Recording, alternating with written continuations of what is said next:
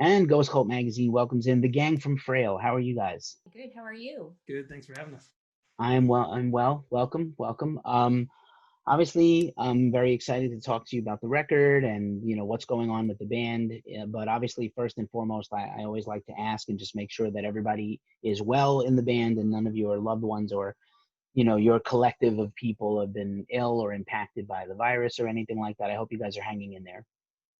I think we've been pretty good. We've been very lucky. So thank you. Yeah, thanks for asking. We hope the same for you as well. It's Yeah. scary stuff going on. Indeed, yeah, it's a very perilous time in our nation, and I feel like the human experience, as much as I love music and art, the human experience and how people are doing, it matters more than anything. So, like, I don't want to be insensitive and talk about witch trials and awesome music and culture and things when there's other real life stuff going on also. So you can't remove that part of yourself as much as I would like to just distract myself with music and art as much as I try. You just can't turn it off. I can't turn it off. Maybe other people can. But yeah, I'm glad you're well. Congrats on 1692. Fantastic record. I got to see you guys live not too long ago before all this happened. Yeah. So let's since we've never chatted before, I love to always sort of ask about the origin of a band and find out how you guys formed. I know, Sean, I know your past work also, but I'm very interested to hear how you guys put this group together because it's fantastic.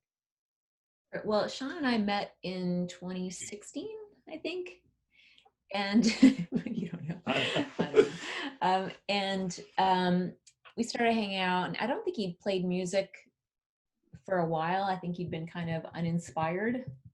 And then I got him Logic for Christmas one year, and I think that just kind of like all the lights started shining, and all the knobs and buttons get pushed, and he started like just making just tons and tons of music. He's extremely prolific, so he started putting out started writing all these riffs, and I had never been in a band before. I played piano, but nothing really. And I every night I would go and I would meditate and take a bath and meditate, or I would just sing my guts out. And he would hear me singing, and he just like, okay, you have to sing on some of the stuff that I write. I'm like, there's no way, I'm not doing it. I can't do it. I'm way too shy. And he twisted my arm. I made him go downstairs. We lived in a 3-story house, and he had to go all the way down to the first floor so I could be up on the third floor by myself, just singing. And so because I was shy, and then I'd maybe let him come up after I'd done a few takes, and so that's kind of how it all started.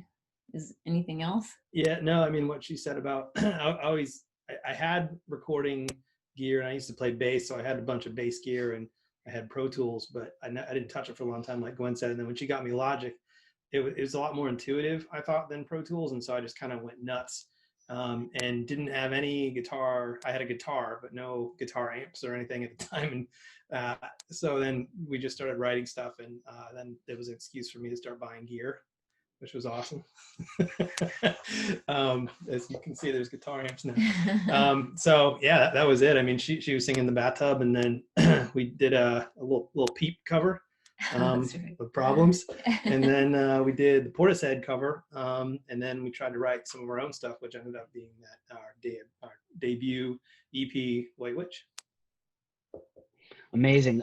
It's funny how sometimes a piece of gear or a program or something can just kind of like that match in you again, right? Spark that thing.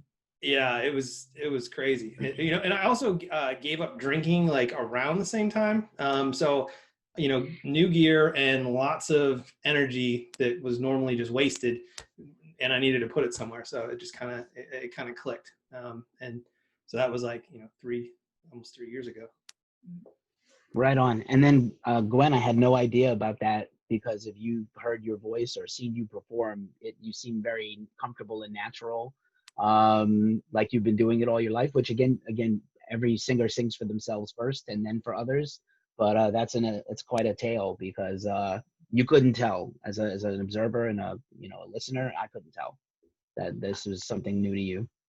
Well, thank you. Thank you. It's kind of different, but it does feel very comfortable now, or just kind of get up on stage, and that's kind of me amplified, I guess. Yeah, I think she got over that point where it's like when you start performing, you're nervous and you're thinking about all this other stuff that's happening, and you're not really expressing yourself so much, and you got to get over this hump to where once you get over that, then it becomes about expression. And I think that, you know, she got there really fast. Where you know, some people I've seen bands for years. There's people that are still nervous, you know, and not that she's not nervous or we don't get nervous, but like she's not showing it, and she's able to like push it aside and you know, just emote, I guess, which is cool when you can do that live, because that makes it, you know, connecting with the audience is a lot. It makes it for a better show, I guess. For sure. And live is almost a whole different, you know, the album's, you know, got many layers and I love everything about it, but live is a whole nother experience that I think really, you know, is so compelling, and you guys are so great. And, you know, it's an experience. I'll say that. It's not a typical show. There are bands that just show up and, you know, look at their hands and they play songs, and that's awesome. I was in one of those bands, so I know all about that. But, you know, what you guys do is actually like a performance or art, or performance art. So I love that about you guys. And was that also a thing? Like, also to perform live is a whole nother animal. So is there any trepidation there, or just you picked it up? I mean, I think the first several shows that we played, I spent a lot of time more trying to hide than trying to be present and emote. So I feel sorry for anybody who was at the first few shows, and I apologize.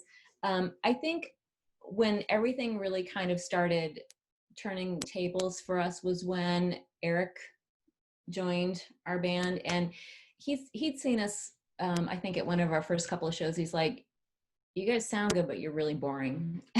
So I was like, you know what?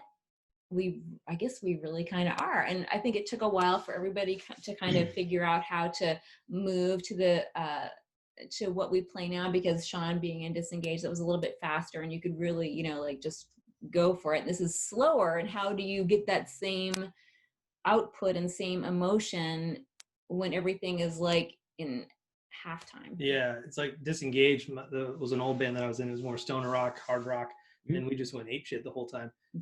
And so when we started Frayle, it was like I didn't just turn that on right away. And then, like Gwen said, Eric came to a show and he's like, "What the fuck are you doing?" Like, turn on, you know what I mean? So we're like, oh, so then we did, and so now it's like, you know, almost as tired at the end of, you know, 8 Frayle songs as I was after 8 Disengage songs, although that was a long time ago, so maybe it's just because I'm getting older. Fair enough, fair enough. Performing's a whole another animal, like I said. And I was a White Witch fan. I love the EP, and was a great introduction. And then 1692 was a real eye opener and an ear opener, I think, for a lot of people. And obviously, you know, one of the things that I love about the group is not only do you have this really, you know, obviously very talented and the music is great, but you have this kind of aura and mystique about the group, you know, the visual element, lyrics, everything, live, all these things kind of combine. It's not just kind of like compartmentalized. So I really love that. Was that always a part of the group? Like, we're going to have this visual element, we're going to have this kind of theatrical performance part as well? Yeah, I think for me, I think we're both very visual people. We were both designers.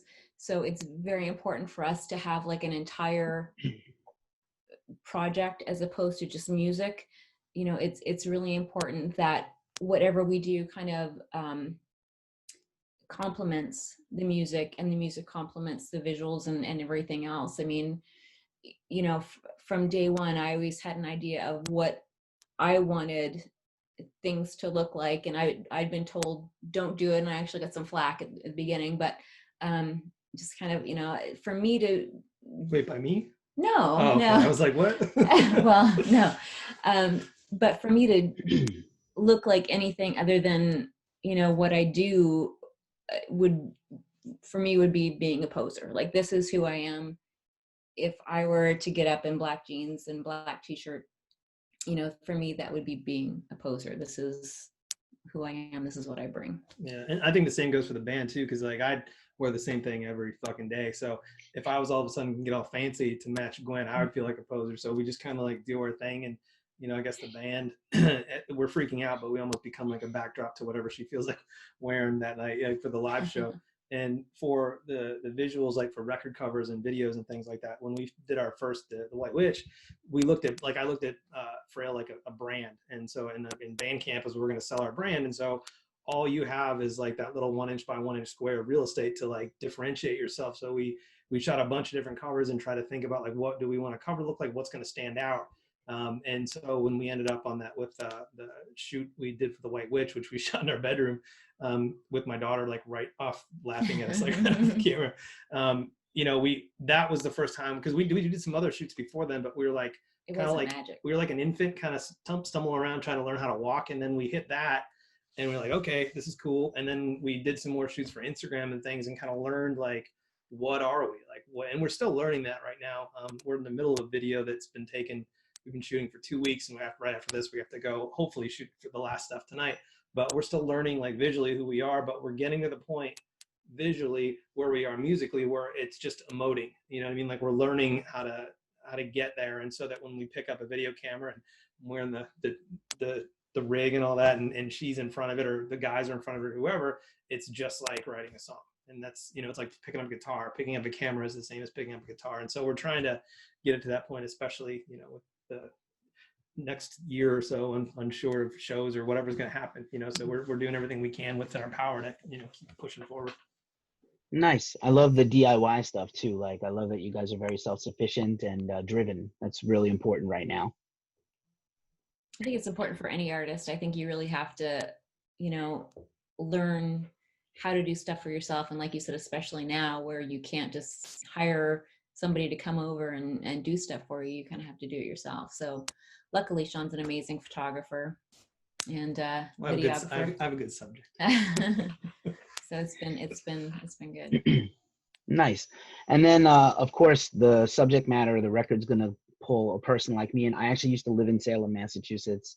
So I'm a huge student of the witch trial stuff. A lot of people don't know that Old Salem, which is actually a town next to Salem, Peabody, Mass, or Peabody if you're not from the area, that's where a lot of the action happened. That's where the people lived. Some of it happened in Salem proper. I'm sure you visited or been. If not, you should. Everyone should. I think it's you know, a very interesting parallel to right now in America and history. But the album, right away, I was like, oh, I'm hooked. Like, these are my people, and this is a subject I care a lot about. So what was what sparked your interest in this subject matter, and how did you develop the song stuff from there? Well, I'm just going to jump in real quick. Yeah. So I think what you said about the parallel to right now was almost more important to us when we picked that subject matter and kind of went after 1692. Like, it wasn't just about hiding back in the day and behind something cool and spooky. It was equally about like what it means today. You know, I think that was something that we right. And that's kind of the theme of the record is people who have been downtrodden, or people who have been held down, and it's your time. Like, this was my goal, to give kind of a sanctuary for people who feel like they have been persecuted for, you know, for whatever, even if it's being like the way you look, the color of your skin, what you believe in, whatever it is. This is a sanctuary where you can come, and I'm telling you, please rise up. Now is your time. Right on. We have not learned much from 1692 to now, in my opinion, but I like that, you know, I know that it's kind of a very touristy place, and a lot of goth and metal people love Salem for obvious connotations, but I always feel like they'll come away with learning a lot more than they ever did about the history and the town. And I do appreciate that it's still there, and they're still educating. Educating people is like the number one thing there, which I really, you know, is very close to home for me. And then obviously, you know, people are fascinated with, you know, negative things and the dark side of America and all these things. So clear, you know, it's a very compelling place, and it's still a very you know, fruit-bearing lessons on American history. It really is like, wow, this is still happening today, and we have learned not much. But love the stuff, love the album. It's very deep. Like, there's no hit. It's all very consistent all the way through, I think. I love the singles you guys have chosen, and the last video, I like that you're working on another one now. did you feel like a responsibility to kind of visually also tell that story, because you guys put out the book and the artwork of the album, and just kind of does animate the lyrics a little bit for the listener? Take this one. Sure. So, I mean, I'm blanking. You go. Well, so I think, we've, again, right from the beginning, we kind of thought that the visual part of the band, it's important. It's been important for me. I can't speak for anybody else, but I know that, like I said, I'm a very visual person, and for me, the videos can take on a life of their own. I think the last video was Godless the last Godless, video? yeah. So I think Godless, the song, when I wrote the lyrics, it meant one thing, but then in filming the video, it was kind of a different take on that. And so I think videos can amplify or, shine light on a different side of the subject of the song. So I think, it was always kind of important, I think, to both of us, the visual stuff. As far as the book goes, I mean, that's something that our label, that's kind of their thing, where each of their releases has like 100-page book for to go with the album. We wanted ours to be a little bit more meaningful, and that's why, when you call your album 1692, I feel like you have a responsibility to the witches and the Wiccans in the States, especially right now. So that's why we get together with Buckland and asked to shoot some of their pieces, and he was super into it. And I mean, he was very, very nice and helped us with anything that we needed. So yeah, the having artifacts in the video, like we did for Godless, we wanted to show that there's more out there, I guess, than just like the religions on the menu at the bookstore or the restaurant, whatever, So there's more out there, and I think that navigating that yourself and coming up with your own set of beliefs or philosophies or whatever is important in life, to do that and not just read it, regurgitate it from one source or whatever. So we wanted to show in the video Godless like a bunch of different sources of this, like there's runes, and there's witch knives, and there's books, there's all this stuff that we put together, and there's also SG guitars and Mad Amp heads, and like all these things together to us are spiritual. And so with the responsibility aspect of 1692, it's about today just as much as it is hundreds of years ago. And like Gwen said, working with Buckland and bringing artifacts that are in a museum and held just as important to some people as like pieces of the cross that Christ was on. You know what I mean? Like all of these things are important depending on which audience you are. Like to me, my Mad Amp is way more important than a piece of the cross, but that doesn't mean it's like someone else's. But we just wanted to put this out there, that there's more out there, and it's really up to you. And like, Gwen says, like, you are your own God, like make a choice and like just push forward knowing that. And I also think that, we're also saying music is magic. I think magic is kind of, to get there, to strike a difference in your environment, you need to get to a particular frame of mind. And I think music, chanting, crystals, incense, all that kind of thing can help you get to that frame of mind so that you can actually impose a new reality. Nicely said. And as far as I'm concerned, as a big Doom and Stoner fan, like Iommi's SG is like the cross to me. There you go, man. There you go. Yeah. And Iommi would be my God. But anywho, my higher power, we'll say. And I love that you shouted out Buckland, because I would imagine, based on everything else we've seen with the group, picking your collaborators had to be very important, right? Yeah, and we're just so fortunate that Stephen Intermill and the Buckland Museum happens to be in Cleveland. If it wasn't, we would have been driving far to go check it out. But I mean, he's been super supportive. Like the mask that Gwen wore on the White Witch cover is now in the museum, which is amazing to have like something that we did, like, classified as an artifact next to like Aleister Crowley chalices and daggers and shit like that. It's amazing. Awesome. It's funny that you mentioned Crowley, because I think there's also like a misunderstanding about like what Crowley was about and witchcraft, and without going down a super Crowley rabbit hole, which I'm always down to do, but with respect to your time on a Sunday night. But yeah, do you feel like in a way that you guys are also kind of like, it's not your responsibility, but do you feel kind of that you're helping kind of set things right? Because a lot of people just have misnomers. I talk about this often with friends of mine that, heavy metal, we bear the burden of, we love the imagery, right, of metal and heavy music, but like we bear the burden of educating people who are just like very right to the low hanging fruit about us. And, we have a responsibility to sort of set them straight. Like I said, same thing. Is that the same thing for you?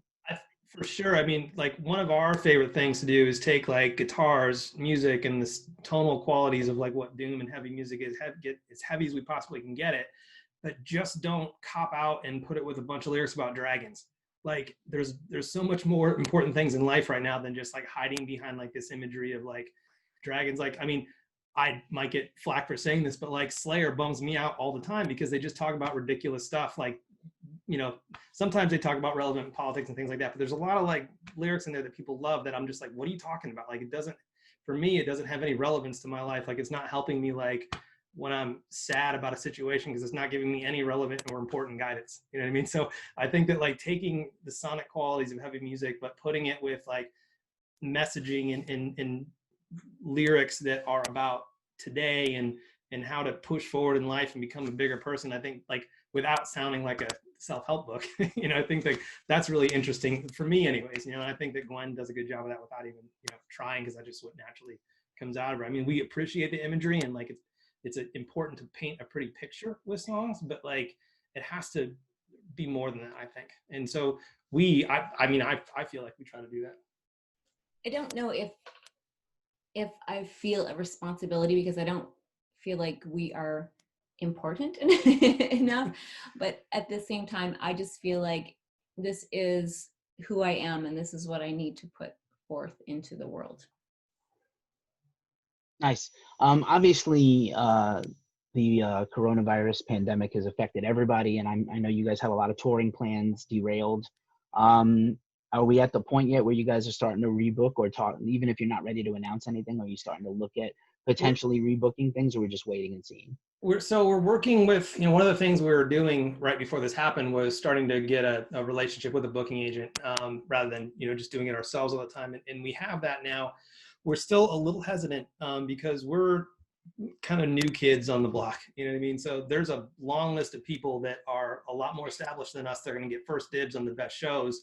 And so there's going to be a wave of these bands getting out there. And there's also a wave of uncertainty happening. So like we might open up too fast and then contract again. So we're kind of just waiting that out and going to focus more on like content ourselves, like videos. And we're already working on the next record and things like that. So right now, for us, I think that has priority. We want to get out there as soon as possible. What we don't want to do is like jump in a van and get out to Montana and everyone's like, oh, no more shows again because we didn't know what we were doing. So we're kind of being extra cautious on that, and spending more, focusing more on things that we can control and that, nothing can really derail for us right now. Nice. I'm sure Montana's fine, by the way. I didn't mean to single out Montana. So. I know. And you know what I really dig about you guys in the live thing is a thing that really compels me on top of the record and everything else, is I feel like the band can go so many different directions. I could see you opening for Enslaved. I could see you opening for High Lung. I could see you opening for In This Moment, just because that's how people think, bookers think that way. Like, let me put 3 bands together that are, a woman lead singer and something else, which, I'm not a big, I hate the terminology female fronted. I'm like, literally makes my skin crawl, but I understand why people use it. Just me personally, I don't like it, but you guys have so many different like sort of venues potentially as a group that really excites me. And I think the sort of the sky is the limit for Frayle, which is very exciting for, a band still kind of on its way, which I like. Thank you. Yeah, I mean, and I think we'd agree with that, so what we're trying to do is just build ourselves up with, more content and an audience so that we can get those opportunities. Because right now, like, we're still kind of, I think, maybe showed up on their radar a little bit, but I think we need to do a little bit more on our own until like, so we can take some big steps like that, which we're all about doing. But we just want to make sure that when we get there, we're 1, ready, and 2, worth it, I think too the thing with that is it's great because we can fit with all these kind of different subgenres within the genre, but I think it also can be a little confusing for people who are not really kind of fully aware of what we do. So I think that can kind of hurt us sometimes is they don't really know what to make of us. So but yeah, we just want to get out there and play again. I think that's the most fun. I'll agree totally with what Gwyn said, but then what I think, like, I didn't know how to categorize Quicksand, which I see, behind you back there, or I didn't know how to categorize like Deftones, like, and those ended up becoming some of my favorite bands because they were unique and like no one really sounds like those bands. So I think that it's like, it's a hurdle at first, but then if you can kind of, get over the hump, then it's really good for you, as a band. Nice, well done. Just as sort of a final thought here, obviously beside music and videos and family, what else are you guys doing to just keep yourself, mentally sharp and stimulated and well during this period of time? I like to ask everybody. Yeah, I mean, we're both working. I've been designing, and today I actually cooked more than I probably have in my entire life. It's so awesome. I made so much food today. It was insane. And I don't know why. I think it's because yesterday I was a little hungover. So I kind of stayed in bed and kind of relaxed all day. Today I just get up and was like, I have to do something. So I literally made tons of food. We're both working pretty much every day. Sean does PPE and safety. Yeah, our background is in apparel design, so we have an apparel development company where people come to us if they want to make like button-down shirts or jeans or whatever.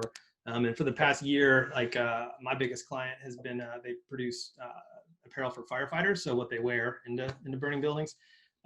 So when COVID happened, we pivoted really fast, and within a week we were in production of reusable level 3 isolation gowns and also coveralls, so that when these guys go on calls, they and gowns and coveralls, there was a shortage because they're all disposable right now. So when people need a lot of them, there's no supply chain, and then China's cut off, so it was like a mess. So reusable gowns that you can just wash in the washing machine, kills COVID, put it back on. That's been like our focus, work for me anyways, for work. And then just busting ass on Frayle stuff. Like I spend so much time, this is our studio on our 3rd floor up here. Like I spend so much time up here on working on mastering and like what is the guitar chain. Like I just got a Neve preamp last week that I'm super stoked on, so that like, I want the guitars to sound more present on the next record, and what is the mastering going to do, blah blah blah. So I just constantly work on that stuff up here, almost right now more so than writing riffs, even though we have like more tons of stuff. But I've been focusing so much on tone, and because it's so important to us, or me, and then video stuff, like getting better at that, because we just want each video to get better and better. So like, yeah, between work and Frayle, it's like Frayle it's such a full-time job as it is, I guess. So I don't think there's, and being a dad, doing that too, and helping my daughter. She just graduated 4th or 3rd grade. Yesterday was her last day, so having a kid home and making sure she's on her homework and kind of dealing with all that, which has been, it's been awesome to be able to spend so much time with her. So that's been really cool. And then we're working on something really special for the next album. Oh yeah, it's going to be like this whole big. Yeah, it's not just a record, because we're gluttons for torture. So right, we can't do anything easy. So stuff, like you thought a book was a big deal. Yeah, like look out. That's exciting. Yeah, congrats and thank you for your service and pivoting like that with your personal business. Aside from obviously the band stuff, if there's any way I can help support you, share that link. If that'll help you support other people, let me know. I'm happy to. And yeah, I love hearing that you guys are so busy and motivated, and don't discount some kitchen therapy. I enjoy cooking, and it helps with cooking. Helps one of the things I do to relax also. So dude, it's amazing. I love it. It's my favorite hobby that she has, because like I'll be up here and then she's got this, like we have the Google at home, and so she does this broadcast where they go, hey Sean, come down and get this crazy steak thing and these artichoke heart that I made, this custom butter dip, blah blah, and then there's a fruit tart. Like, it's ridiculous. It's like fancy restaurant stuff, and I'm like up here, haven't showered in 2 days and run down my sweatpants and get to like eat amazing because she has a cool hobby. So, it's amazing. Awesome. The secret talents of Frayle. Sean and Gwyn, thank you so much for spending some time with me. Big fans. I hope to see you back out on stages and on tour doing what you do best. soon. And again, congrats on 1692, and shout out to Aqualam Records and everybody. Yeah, thank you Thank for you. everything and having us, and thanks for doing this. I mean, Yeah. it's guys like you that are, helping the Pushing this scene. industry forward. Yeah, for sure. So thank you. We do what we can. You too. Stay safe for sure. Thank you so much. Take care, and thanks for everything. All right, thanks. Bye. Bye. You guys.